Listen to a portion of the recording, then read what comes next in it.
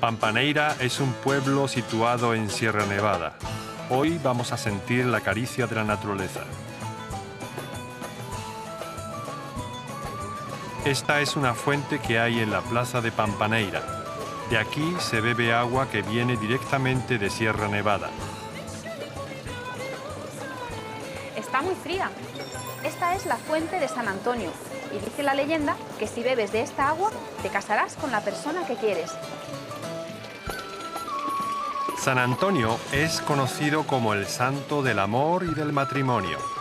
Muchos turistas se acercan para pedirle al santo una pareja.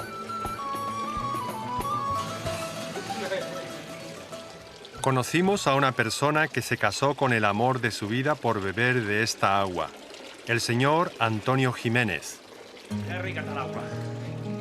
Estamos a buscar novia. Antonio se había enamorado de la preciosa Miriam. Vino todos los días a beber agua de esta fuente hasta que finalmente logró conquistarla. Es una fuente que dice antiguamente que tenía tal magnitud, como dice la fuente, que no de uno de los tres, que te sale novia o novio. Y entonces Marta... 1, 2 y 3, de los 3 caños. Los 3 caños. Vale.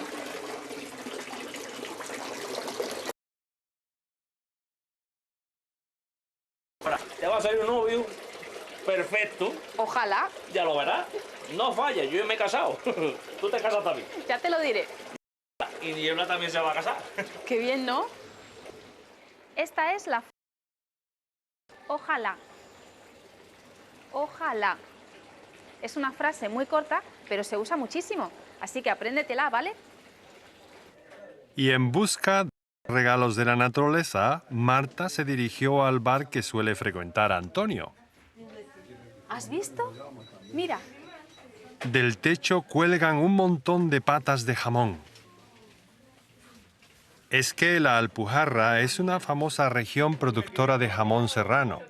Se hacen más de 300.000 patas al año.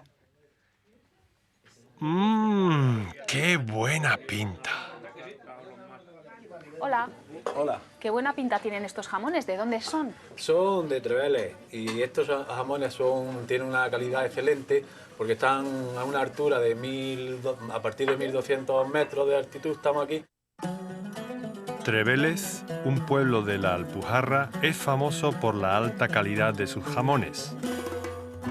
La carne de cerdo, rica en grasa, se sala a mano y luego se deja curar durante más de 20 meses. Para el proceso de curación es imprescindible el viento que sopla en Sierra Nevada.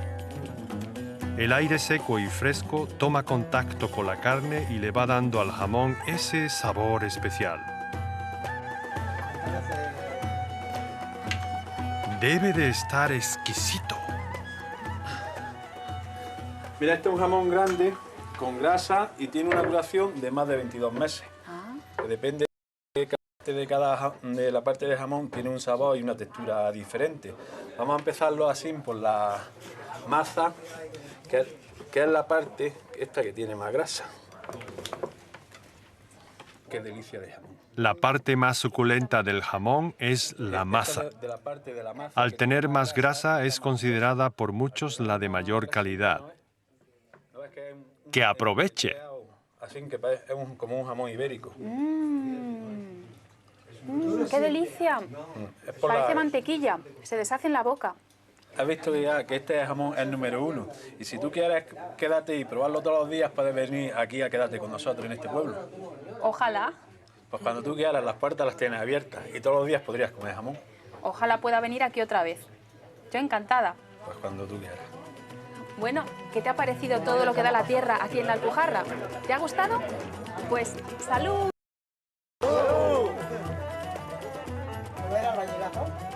La mejor inyección es una buena panzada de bien y jamón. Petit dessert au chocolat glacé dans lequel j'ai mis une petite astuce et grâce à cette astuce vous allez pouvoir déguster différentes textures dans un seul dessert. Voici les ingrédients. 133 g de chocolat à 70% de cacao, du sucre, des œufs, du beurre doux. Donc, vous prenez votre chocolat que vous mettez dans un bol avec le beurre. Voilà. Et nous allons le faire fondre au bain-marie. Mais attention, regardez, je pose, ce n'est pas mouillé, d'accord? Il ne faut pas mettre dans l'eau bouillante. Le chocolat est très délicat, d'accord? Il va brûler. Il faut arrêter le feu et faire fondre seulement par la vapeur de l'eau qui a bouilli. Quelques minutes se sont écoulées. Il a fondu bien tranquillement, hein, avec la vapeur seulement. Comme ça, ça lui permet de garder tout son brillant. Il ne brûle pas. Une fois la chaleur atténuée, mettre les jaunes d'œufs et mélanger délicatement. Hein, le chocolat a durci un petit peu. Voilà, un peu comme une pommade. Mélanger les blancs fermes. Mettre le sucre et mélanger avec l'appareil au chocolat quand les blancs sont bien fermes. Tout d'abord, je vais vous enseigner un petit truc à bien tenir cette maryse, d'accord? Alors, c'est comme si vous disiez bonjour, bonjour, ça va? Vous tournez la main de l'autre sens et vous mettez la maryse dans la main, comme ceci. Pourquoi? Parce que vous allez pouvoir retourner très facilement, d'accord? Si vous me tenez la main comme ça, comme ceci, regardez, vous ne pouvez pas tourner la main et vous allez rater votre mousse, d'accord? C'est dommage. Donc, de ce côté, d'accord? Du centre à l'extérieur, de bas en haut, et la main gauche de 12h à 9h. Le plus dur, c'est de faire les deux en même temps, d'accord? Avec de l'exercice, je suis sûr que vous allez y arriver. Ensuite, mélangez tout le reste de l'appareil avec la meringue de la même façon. Le point important est de mélanger avec le moins de tours possible. Ainsi, la mousse sera très aérée.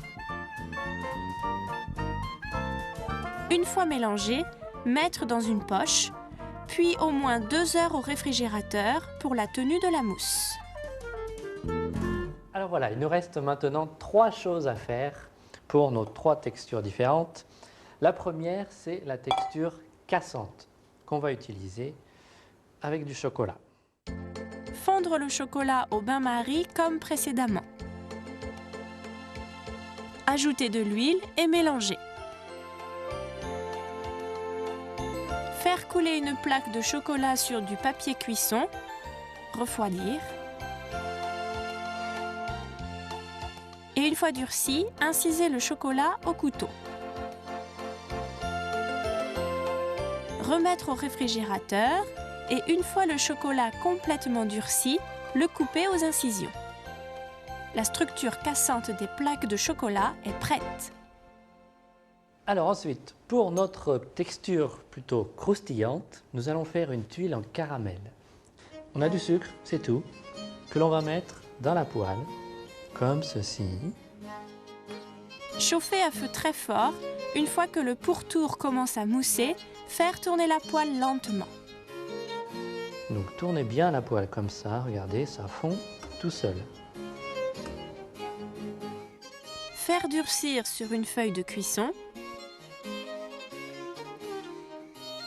Réduire en poudre à l'aide d'un robot coupe.